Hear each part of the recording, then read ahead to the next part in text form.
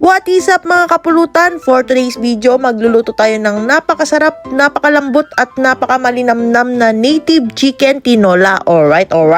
Una sa lahat, first of all, magigisa tayo ng ating mga aromatics. Bawang pamatay aswang, sibuyas na pampaimas at luya pang tanggal lansa. At kapag lumabas na yung aroma, isusunod na rin natin igisa yung ating native chicken. Tinama na rin natin pati yung mga laman loob sa gisa. Then naglagay ako ng paminta, dinamihan ko hanggang mabahingka. Sinunod ko na rin ng Uncle Tom Special Patis at isang pirasong chicken cubes. Then hahaluin lang natin ng may kasamang pagmamahal and igigisa natin to ng mga 15 minutes hanggang matuyo siya para ma-absorb ng chicken yung ating mga pampalasa at makakatulong din to pang tanggal lansa. Kasi habang natutuyuan siya nagsisir na rin yung ating mga chicken. Saka ako naglagay ng mineral water, dinamihan ko dahil i-slow cook natin to ng 2 hours hanggang lumambot yung ating mga manok na parang ganito. Sheesh! At kapag okay na sa inyo yung lambot niya mga kapulutan, ilalagay na natin ng ating papaya. Papaya ba talaga o sayote ang linalagay sa tinola? Pa-comment naman dyan kung ano ba talaga. Para sa akin kasi masarap naman siya both. Depende na lang siguro sa trip nyo yan mga kapulutan. Alright.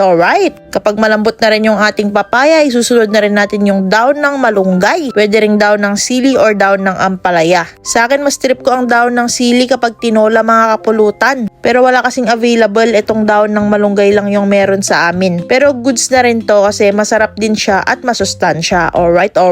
Papakuluin na lang natin to ng ilang minutes at sheesh! Meron na tayong napakasarap na native chicken tinola. Kaya tara, samahan nyo kung tikman kung masarap ba yung linuto ko mga kapulutan. Kinuha ko na yung mga favorite part ko kagaya ng liver at yung puwet ng manok. Pasensya pala dun sa kapitbahay namin na nawalan ng manok. Nagutom kasi ako. Charot! Binigay ito ng isa sa mga follower natin from San Juan, La Union. Kaya maraming salamat sa'yo, idol. Alright.